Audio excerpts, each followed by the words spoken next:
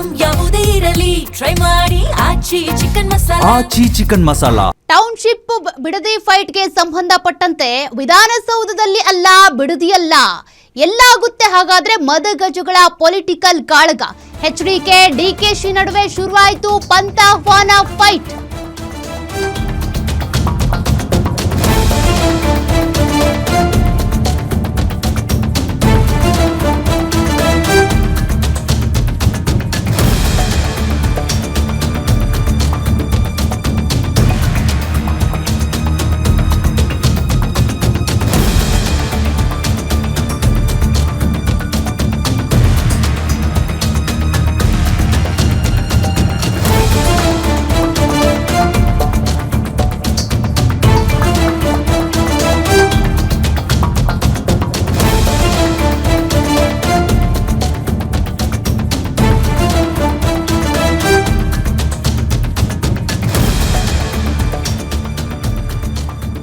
Bidadi township ವಿಚಾರಕ್ಕೆ ಪಂಥಾಹ್ವಾನ ಕೊಟ್ಟಿದ್ರು HD Kumaraswamy.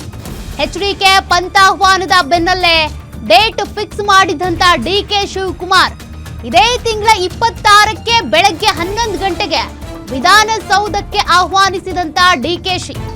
ಆದ್ರೆ ಡಿಕೆ ಶಿವಕುಮಾರ್ ಆಹ್ವಾನಕ್ಕೆ ನೋ ಎಂದ ಎಚ್ಡಿ ಕುಮಾರಸ್ವಾಮಿ. 26ರಂದು ಆಗೋದಿಲ್ಲ, ಇಂದು ಪೂರ್ವ ನಿಯೋಜಿತ ಕಾರ್ಯಕ್ರಮ ಇದೆ. ಅಲ್ಲದೆ ರೈತರು ಗ್ರಾಮಸ್ಥರನ್ನ ಹೊರಗಿಟ್ಟು ಸಭೆ ನಡೆಸೋದು ಸರಿಯಲ್ಲ, ಬಿಡದಿ ಅಥವಾ ಬೈರಮಂಗಲದಲ್ಲಿ ಸಭೆ ನಡೆಸಿ ಅಂತ ಎಚ್ಡಿ ಕುಮಾರಸ್ವಾಮಿ ಪತ್ರ ಬರೆದಿದ್ದಾರೆ. ಹಾಗಾದ್ರೆ ಮದಗಜಗಳ ಫೈಟ್ ನಡೆಯೋದು ವಿಧಾನಸೌಧದಲ್ಲ ಅಥವಾ ಬಿಡದಿಯಲ್ಲ? ಡಿಕೆ ಶಿವಕುಮಾರ್ ದಿನಾಂಕ ಫಿಕ್ಸ್ ಮಾಡಿದ್ದಾರೆ ನಿಜ, ಆದ್ರೆ ಆ ದಿನಾಂಕದಂದೇ ಫೈಟ್ ನಡೆಯುತ್ತಾ?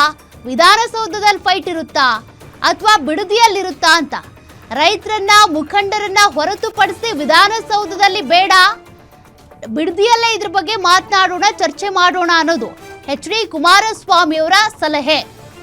ಆದ್ರೆ ಡಿಕೆ ಶಿವಕುಮಾರ್ ಹೇಳ್ತಾ ಇರೋದು ವಿಧಾನಸೌಧದಲ್ಲೇ ಚರ್ಚೆ ಆಗ್ಬಿಡ್ಲಿ ಅಂತ. ಈ ಬಿಡದಿ ಫೈಟಿಗೆ ಸಂಬಂಧಪಟ್ಟಂತೆ ಹಾಗಾದ್ರೆ ಸಿಎಂ ಡಿಕೆ ಶಿವಕುಮಾರ್ ಜೊತೆಗೆ ಕೇಂದ್ರ ಸಚಿವ ಎಚ್ಡಿ ಕುಮಾರಸ್ವಾಮಿ ಅವರ ನಡುವೆ ನಡೆಯುವಂತ ಫೈಟ್ ಏನಿದೆ, ಎಲ್ಲಿ ನಡೆಯುತ್ತೆ ಅನ್ನೋದೇ ಸದ್ಯದ ಕುತೂಹಲ. ಅದರ ಜೊತೆಗೆ ಏನಾಗುತ್ತೆ ಅಂತ ಎಚ್ಡಿ ಕುಮಾರಸ್ವಾಮಿ ಅವರೇನು ಅವರ ಕಾಲದಲ್ಲಿ ಈ ಬಿಡದಿ ಟೌನ್ಶಿಪ್ ಅನ್ನ ಬಿಟ್ಬಿಟ್ಟಿದ್ರು ಅಲ್ಲಿಗೆ. ಆದ್ರೀಗ ಡಿಕೆ ಶಿವಕುಮಾರ್ ಸಿಎಂ ಆದ ಬಳಿಕ ಬಿಡದಿ ಟೌನ್ಶಿಪ್ ಮಾಡಲೇಬೇಕು ಅಂತ ಮೊದಲ ಹಂತದ ಅಧಿಸೂಚನೆಯನ್ನು ಪ್ರಕಟಣೆ ಮಾಡಿಬಿಟ್ರು. ಆದ್ರೀಗ ರೈತರು ಹೋರಾಟ ಮಾಡ್ತಿದ್ದಾರೆ, ಎಲ್ಲಾ ಮಾಧ್ಯಮಗಳು ಕೂಡ ರೈತರ ಪರವಾಗಿ ನಿಂತಿದ್ದಾರೆ, ಬಿಡದಿ ಟೌನ್ಶಿಪ್ ಮಾಡೋದು ಬೇಡ ಅಂತ. ಆದ್ರೀಗ ಡಿಕೆ ಶಿವಕುಮಾರ್ ಮತ್ತು ಎಚ್ಡಿ ಕುಮಾರಸ್ವಾಮಿ ಅವರ ನಡುವೆ ಬಿಡದಿ ಟೌನ್ಶಿಪ್ ವಿಚಾರಕ್ಕೆ ಸಂಬಂಧಪಟ್ಟಂತೆ ವಾರಂತೂ ಶುರುವಾಗಿದೆ. ಹಾಗಾದ್ರೆ ಈ ಮದಗಜಗಳ ಫೈಟ್ ಬಿಡದಿಯಲ್ಲೇ ನಡೆಯುತ್ತಾ, ವಿಧಾನಸೌಧದಲ್ಲಿ ಆಗುತ್ತಾ? ಎಚ್ಡಿ ಕುಮಾರಸ್ವಾಮಿ ಅವರ ಪತ್ರಕ್ಕೆ ಡಿಕೆ ಶಿವಕುಮಾರ್ ಏನ್ ಪ್ರತಿಕ್ರಿಯೆ ಕೊಡಬಹುದು? ಹಾಗಾದ್ರೆ ಅದನ್ನ ನಾವೀಗ ಕಾದ್ ನೋಡ್ಬೇಕಿದೆ.